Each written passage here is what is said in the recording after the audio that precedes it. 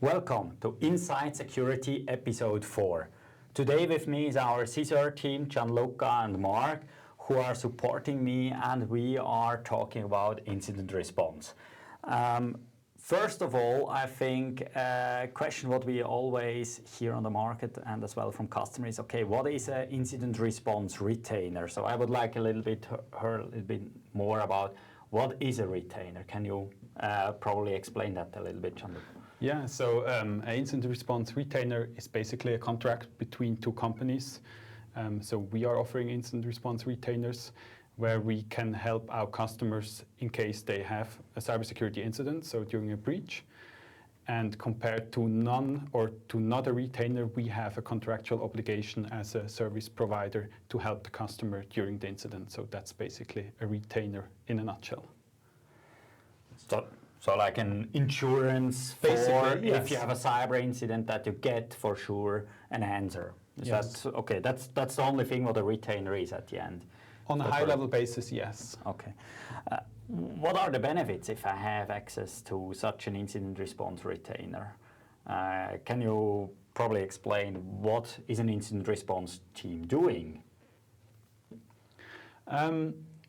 Well, when a client calls us, we have already prepared our tool sets, our processes, and those are streamlined. We also, during the onboarding, when we have a retainer, we do streamline those processes and tools with the customer, which ensures that we are far more efficient when we start the incident response engagement compared to have no retainer or preparedness at all in advance. Okay. So perhaps, Mark, do you have something to add here, or what other benefits could be in if you have a retainer? Well, you have to basically understand that not every company is always able to handle such incidents. There's very few in the market, especially in Switzerland, at least the well-known ones. So having a retainer ensures that you directly have access to the expertise for someone to be able to assist you to get back to working. I mean, that's the whole point of IR, or incident response. You basically, your company has an incident and you want to get back up to business, back up and running as quickly as possible. How can we do that in a safe measure and provide that? That's very important to know. Okay. I mean, it's not only that there are few service providers, it's not a core competence of many businesses to do incident response internally. I mean, it's not how they earn money. Yes. So often they don't have those knowledge internally, so it makes sense to buy it from experts. Yes. So to stay on top, to be an expert in this area, how do you stay on top, probably internally? Are you doing a lot of trainings, or how do you keep always up to date? Perhaps you can elaborate as well a little bit on that. What is required to have an incident response capability at the end? Experience. Yeah. Personally, for me, experience. I mean, for me, I was quite fortunate. My last company that I worked for, we had many different types of incidents. We had about, on average, 3 to 4 incidents per week, and that was on a yearly basis that would go on.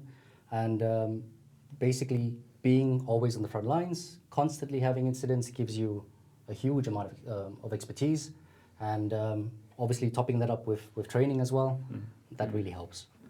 But I would say the first thing is experience, because that's how you learn. Yeah. And I suppose if there is a big incident, it could be even that you, I mean, the feelings could go up in such discussions as well a little bit on customer side, but then it's good if you can calm down and talk based on experience, that you have the knowledge, that you know the processes. Is that exactly how I can imagine that? Yes, I mean, it's an emergency situation for the client especially, but also our adrenaline goes up. So for me, it's basically the more cases you have, it gives you confidence if you've done it before. So I think it's a combination between having the confidence in doing cases actively, but also reading cases from other CSIRTs or online DFIR reports and so on. So that's then as well when our threat intel team comes in and also providing threat intel information for some cases. Yeah. So now, if you said retainer is just like you can call me, you have an SLA behind, but so if I would order such a retainer, is it just like I buy it and I get a phone number and that's it, or how that starts normally?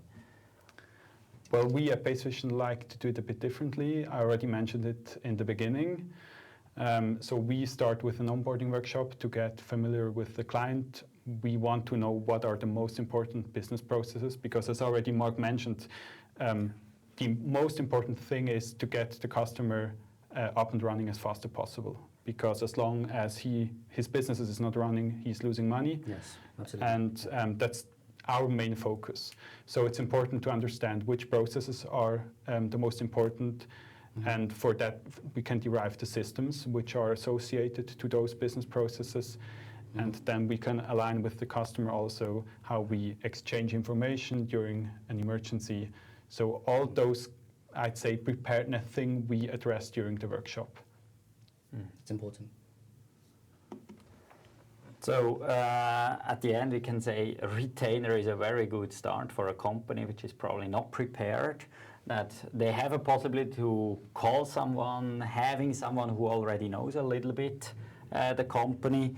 Yeah, I think in the next episode, episode 5, we are talking then more about how we can prepare on incident prepare on incidents, and yeah, stay tuned for the next episode.